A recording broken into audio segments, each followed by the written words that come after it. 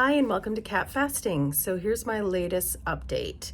According to my Happy Scale app, I've lost 2 pounds in the last 7 days, 6.6 in the last 30, and 92.6 pounds all time for my top weight.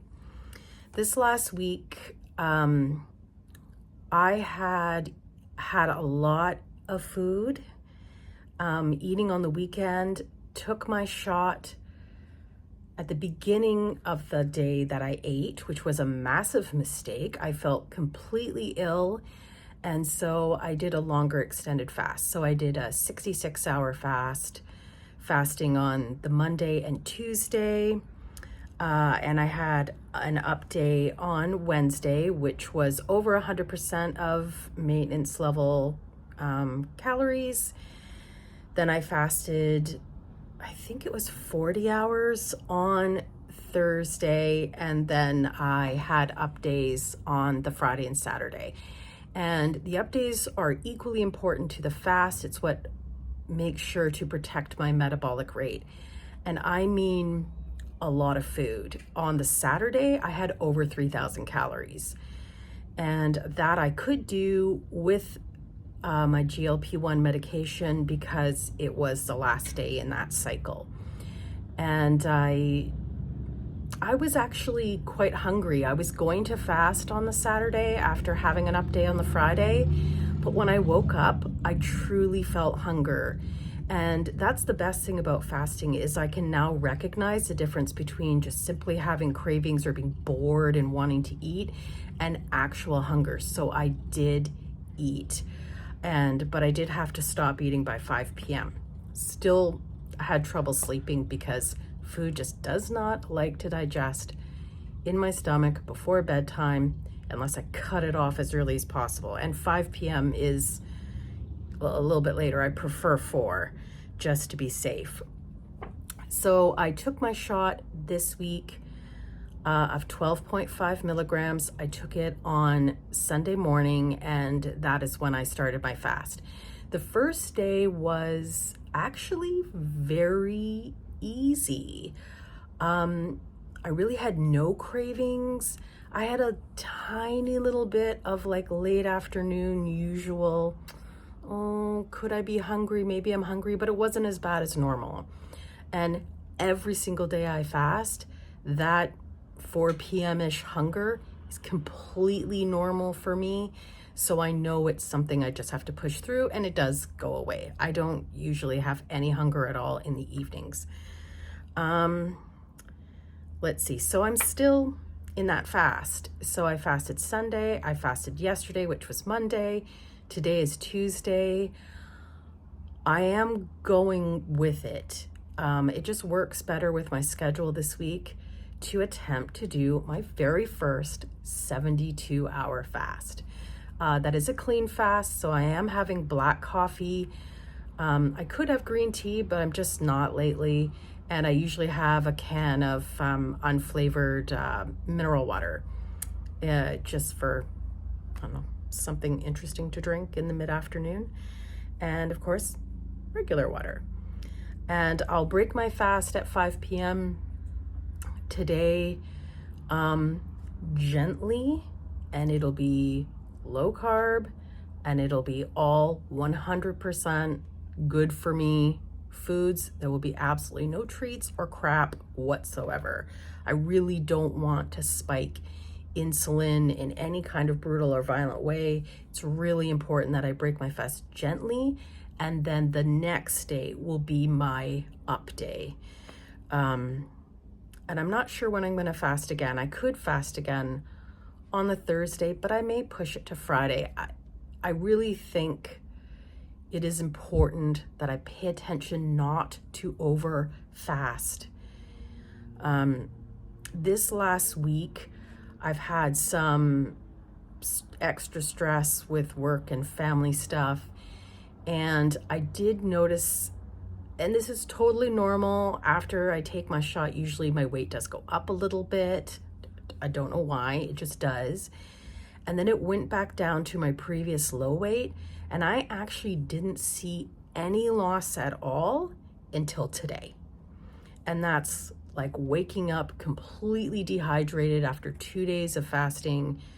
I don't have carbs in my system, holding on to water. But that's also when I get my lowest weight, is when I'm in that position.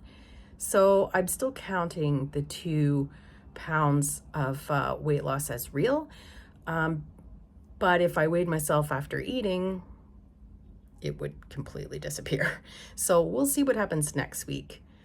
But I am still losing less than I did at the beginning of therapeutic fasting, but not by much. So it's about 2 pounds less a month at the moment.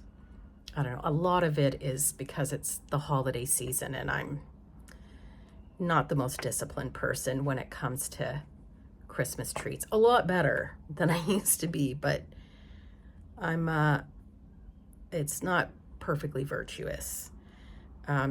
Always still working on eating a little bit better. Let's see. So the reason I'm doing the longer fast, like a 66 or like this week's 72, and it's the toughest thing about being on the medication while fasting, is despite having a plan, I really do have to be really, really flexible to work with the medication. One of the points of being on this medication is to help not just heal my body, but calm down my cravings and, over hunger, in order to eat a little better and fast a little longer. So when I'm experiencing the benefits of the GLP-1 medication at its strongest, it's better for me to work with a little bit more fasting and, less trying to force myself. Because it's important to have an up day after a fast, if I had broken my fast yesterday, say if I'd done just a 42-hour fast and then attempted to do an up day yesterday, I would have had a very difficult time trying to get the amount of food in me, even if there was no crap whatsoever. It would be very, very difficult for me to eat against my instincts because of the GLP-1. Because it's not just not being hungry, the feeling is almost like being sick. For example, like on Sunday, on my first fast day of the week, even having a cup of coffee made me feel sick to my stomach. And on Monday, it wasn't even that hard to do the second day. I could have eaten, but I decided to go with it instead of doing alternate daily fasting, to having the 2 days in a row, having a longer period of eating before fasting again. So I really do want to be as flexible as possible. As far as weighing myself today, I'm in a new digit on the scale and I'm still not getting an emotional response. I'm hoping it'll happen once I go from an obese BMI to overweight, which is now just a couple pounds away. But it is disappointing. I don't know if it's just because I'm more educated about the fact that the scale is just a simple data point. It really isn't much more than data. Yeah, I don't know. But I hope at some point I do start feeling a little bit better about it. But of course it could be the GLP-1 because it does sort of dampen the joy a little bit. And yeah, that's everything that's happened to me this week. So I'm excited. If I get the 72-hour fast, I will be absolutely thrilled because I've never been able to accomplish it before. It'd be nice to have some stem cell production out of that. And yeah, I'm literally looking forward to anything that can help heal my left knee and increase my mobility. autophagy is the number one reason to try for a 72-hour fast. It's not something I want to do every single week necessarily. So yeah, that's everything for this week. Thank you for watching. And again, if you want to read anything further, I would highly recommend Dr. Jason Fung and his book, The Obesity Code. And he also has videos on YouTube. A lot of them are just 10 minutes. He's very, very good at explaining how weight loss works in connection with fasting and a ketogenic diet. He also answers questions on the podcast, The Fasting Method, where he answers questions regarding all sorts of eating plans in conjunction with fasting. And then there's Jen Stevens, whose books, including Delay, Don't Deny, Fast, Feast, Repeat. And she has a Fast, Feast, Repeat podcast. And although I don't think that's what it's called, and the Intermittent Fasting podcast, which goes over lots of people's different experiences. Highly recommend them. Thanks very much for watching. I appreciate you. Bye-bye.